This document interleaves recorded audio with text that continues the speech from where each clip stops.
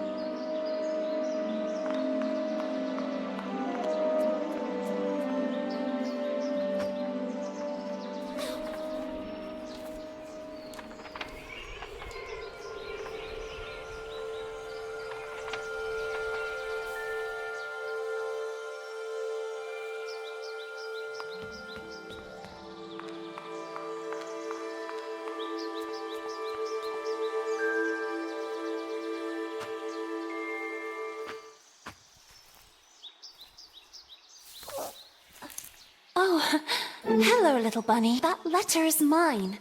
Could you... The sweet, bespectacled bunny ignored the little girl and took the letter with them.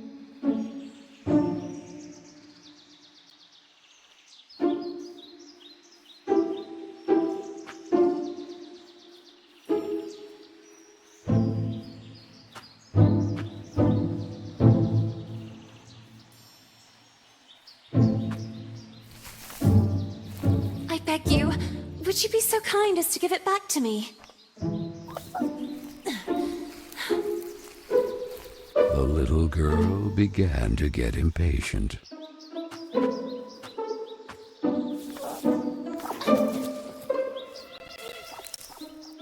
The little girl wouldn't let it win, so determined to recover Carole's letter, she followed the mischievous bunny.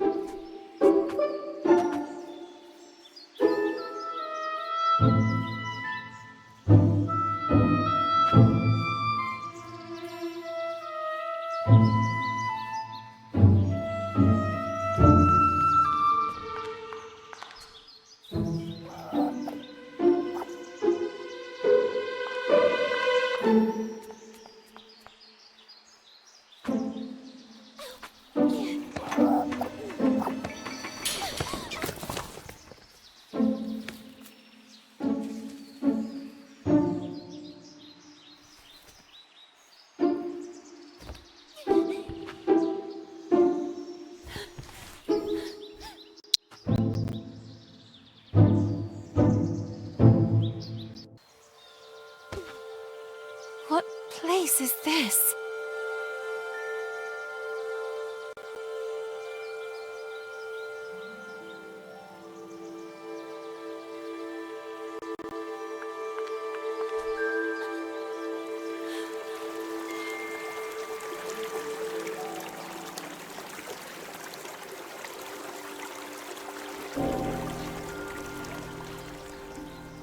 That kite, it reminded the little girl so much of her friend Carole.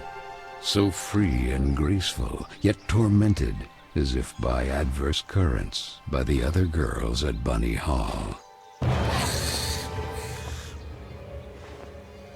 Oh, and who would you be?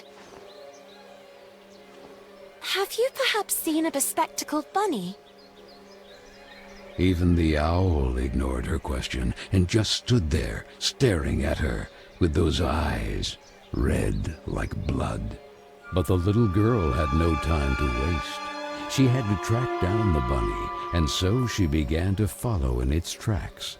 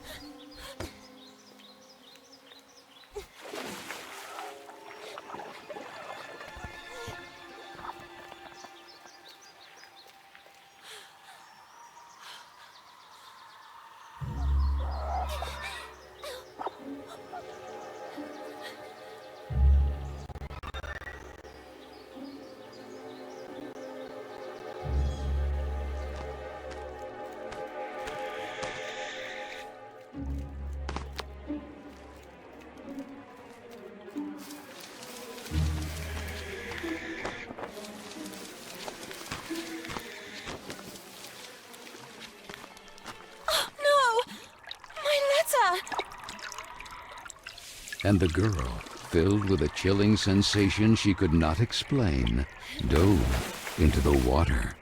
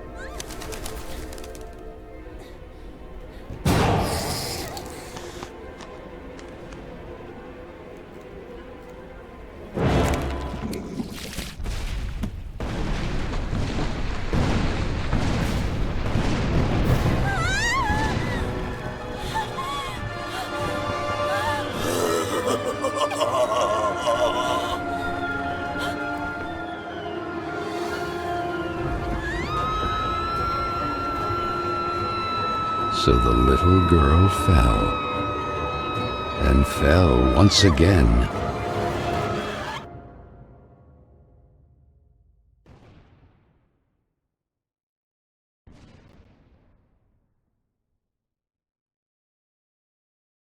And while the man with the tar hat stood grinning, her thoughts drifted to that mysterious figure in the window of Bunny Hall, who silently stood watching her as she was swallowed up in her abyss. And this is how our story begins. A letter, a roar, then a daring plunge, and a little girl, too small and inadequate for that world of ash, tar, and cold of which she was a part.